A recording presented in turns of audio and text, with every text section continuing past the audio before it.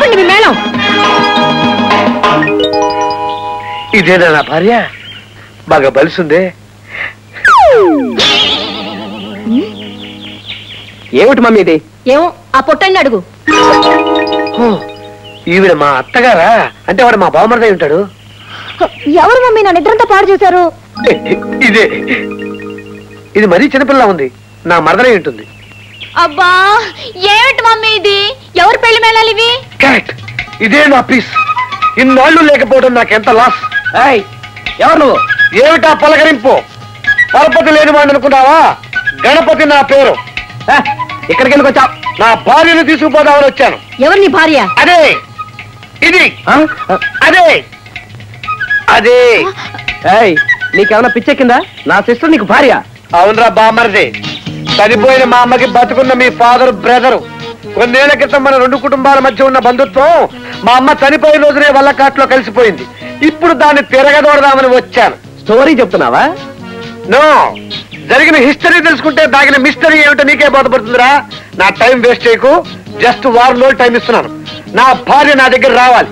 లేకపోతే ఇదే బ్యాండ్ మేళంతో మీ అందరి శవాలు మెయిన్ రోడ్ల గుండా ఊరేగింపుతో తీసుకెళ్తాను. ఖబర్దార్.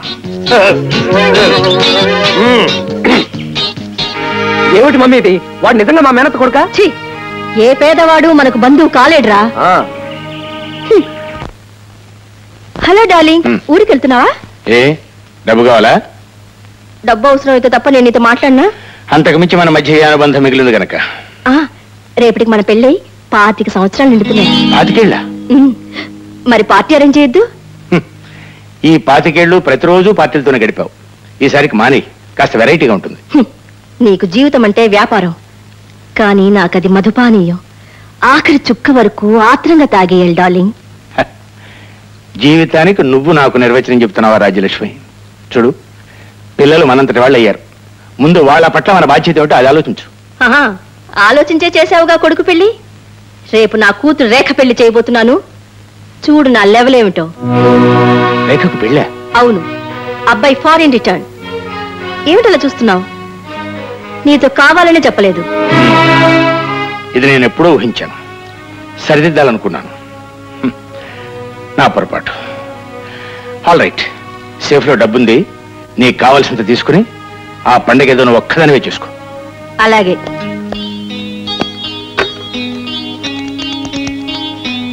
హలో, గుడ్ ఈవినింగ్ అన్నయ్య గారు. నేను రాజ్యలక్ష్మిని మాట్లాడుతున్నాను. అదే మా కాబోయే సన్నిళ్ళ ఫారిన్ నుంచి వచ్చాడా? ఏమిటి రాలేదా? ఎందుకని? హలో హలో, ఏమిటి రాడా? అవును, రాడు. మేము అభిప్రాయం మార్చుకున్నామండి. ఎందుకని? మీ ఇంటి ఆచారాలు మాకు నచ్చలేదు, అందుకని. ఏమిటి? మీ అమ్మాయికి ఇంతకు ముందే పెళ్లి అయిందట కదా? What non sense! ఎవరు చెప్పారు? గణపతి. గణపతి? అవును, నేనే. ఇక్కడ ఇక్కడ. నువ్వా? అవును, నేనే అత్తమ్మా. రేఖని ఎవరో గొట్టం గారికి ఇచ్చి పెళ్లి చేద్దాం అనుకుంటున్నామని తెలిసిపోయింది. అందుకే చాకులా వచ్చాను. నోర్మోయ్, మాటి మాటికి నా గడప తొక్కడానికి నువ్వే విడవరా? ఫ్లాష్ బ్యాక్ లోకి వెళ్ళొత్తమ్మా. ఈ క్లాష్ ఉండదు. 20 ఏళ్ల క్రితం రేఖకి నాకు బాల్య వివాహం జరిగింది. పంపించు నా భార్యని, లేదా కోర్టుకు ఎక్కుతాను. కోర్టుకు ఎక్కుతావా? ఎక్కు ఎక్కు, శుభ్రంగా జైల్లో దోసేస్తారు. ఎందుకు? బాల్య వివాహాలు ఇప్పుడు చెల్లవు.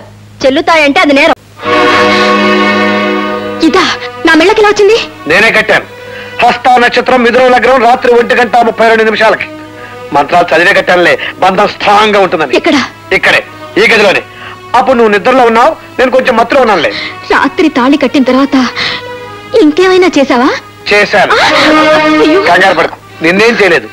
ఆ భగవంతుడికి నమస్కారం చేశాను. అంతే కదా. నువ్వు ఆ దేవుడికి నమస్కారం పెట్టి కట్టిన ఈ తాళిని నేను ఆ దేవుడికి నమస్కారం చేసి పెంచి పారేస్తాను. వద్దు, నేను బతుకుండగానే నువ్వు విధవరాలు అవుతావు. ఇంకే వాళ్ళకు బయట నా సైకిల్ ఉంది. పద. నేను రాను.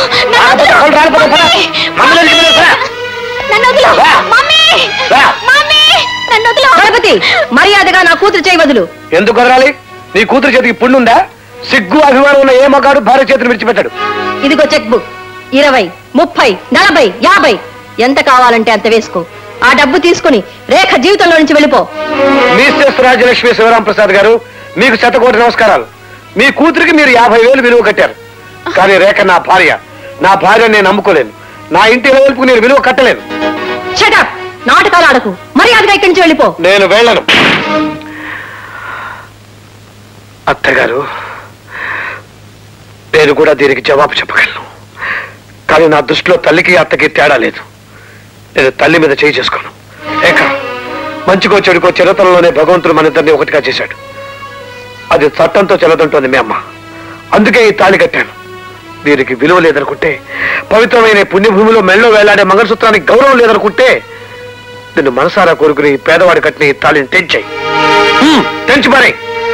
బతికినంత కాలం నువ్వు విధవరాలుగానే ఉండిపోవచ్చు. కానీ నువ్వు జీవించినంత కాలం కుమ్మిలి కుమ్మిలి పోతావు.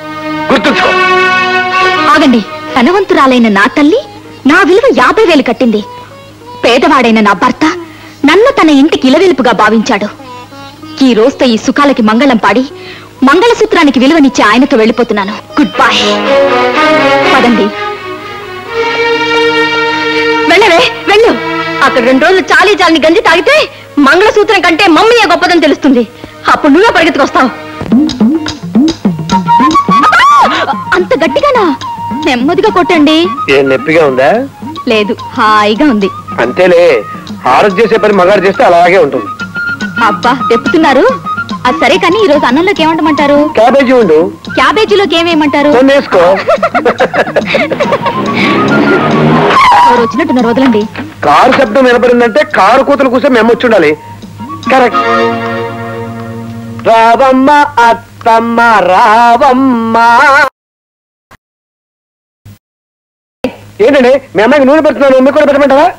ఏంటంత వేరు వేరుగా ఉన్నారు? తాగుతారా? రేఖ పెడతాను, మంచి కూడా తీసుకొచ్చి మీ అమ్మకి. నోర్మై, నేను వచ్చింది వాటి కోసం కాదు, రేఖను కలుసుకోవటానికి. కలుసుకోవడానికి మీ అమ్మాయి జైల్లో లేదా, ఇంట్లోనే ఉందిగా? రేఖ, మీ ఆయన్ని నోరు కొంచెం అదుపులో పెట్టుకోమను. ఎక్కువగా మాట్లాడడం ఆయనకి హాబీ అంట మమ్మీ. నేనేం చేయను? ఎంత చెడిపోయావే.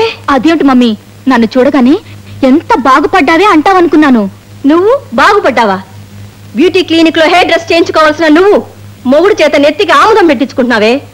నా ఇంట్లో సిల్క్ చీరల్లో తిరగాల్సిన నువ్వు ఇక్కడ కాటన్ చీర కట్టుకున్నావే. నా ఇంట్లో నువ్వు అనుభవించిన సరదాల్లో 10వ వంతు ఆనందం కూడా పొందటం లేదన్న నిజం చెప్పులు కూడా లేని నీ కాళ్ళు చూస్తూనే తెలుస్తుంది. మమ్మీ, ఇన్నాళ్ళు నువ్వు నన్ను ముళ్ళబాట మీద నడిపించావు, అందుకే చెప్పులు అవసరం ఉండేది. మా ఆయన నన్ను పూల బాట మీద నడిపిస్తున్నారు, ఇప్పుడు నాకు చెప్పులు అవసరం లేదు. నీ కర్మ అనుభవించు. చిచి, నువ్వెదురొచ్చావా? ఏమే మొగుడు ఉండి కూడా ఒంటరిగా రోడ్లంటే షికారులు కొట్టే నీకన్నా మొగుడు చచ్చిన నేనే నయమే. చిచి పాపా. వాట్ పార్ట్నర్, జైల్లో కూడా పేకాట మానలేదా? ఆడదానుంటి మీద కోక, ఈ కోదండ పండు చేతిలో పేక అందమయ్యా. అయినా జైల్లో జీడీల పందాలు బీడీల పందాలు ఆడలేక సత్తనాను. నువ్వు కూడా లోపలికి వచ్చేరాదు, డబ్బులు పంది వేసుకున్నావు. నేను వచ్చింది అందుకు కాదు, ఒక్కసారి అటు చూడు. జేబీ గారు మీరు? ఎస్, పెళ్లి కాని పిచ్చి కోదండపాణి. నీకు ఆనాడే చెప్పాను, ఏనాటికైనా నీకు నేనే గతి అని. నిన్ను విడిపించడానికి వచ్చాను. నన్నా ఎట్లా విడిపించారండి? నేను శిక్ష అనిపించాను ఇక్కడ. నిజమేనయ్యా, ఆ పార్థసారథి గారికి భయపడి నీ తరపున ఎవ్వరూ సాక్ష్యం చెప్పడానికి ముందుకు రాలేదు గనక నీకు శిక్ష పడింది. ఈ జేబీ తన పరపతి అనే పేకలోంచి ఒక జోకర్ని విసిరి నిన్ను బయటికి తీసుకెళ్లబోతున్నాడు. నన్ను బయటికి తీసుకెళ్తారా? ఎలా? నీ బదులు వీడు శిక్ష అనుభవిస్తాడు. కమాన్. ఆడా? మరి నేను జైల్లోంచి ఎట్లా బయటపడతానండి? జైలర్ గారు ప్లీజ్. నువ్వు రావయ్యా లోపలికి. అరే రే, సినిమా హీరోలకు డూపులు ఉంటారని విన్నాను, రాజకీయ నాయకులు ప్రజలు డూపు చేస్తారని విన్నాను, ఖైదీలకు కూడా డూపులు ఉంటారని ఇప్పుడే తెలుసుకున్నానండి. వచ్చే జనంలో కూడా ఏమైనా సరే నేను ఈ దేశంలో పుడతా. థ్యాంక్ యూ జైలర్ గారు. Good night. Good night.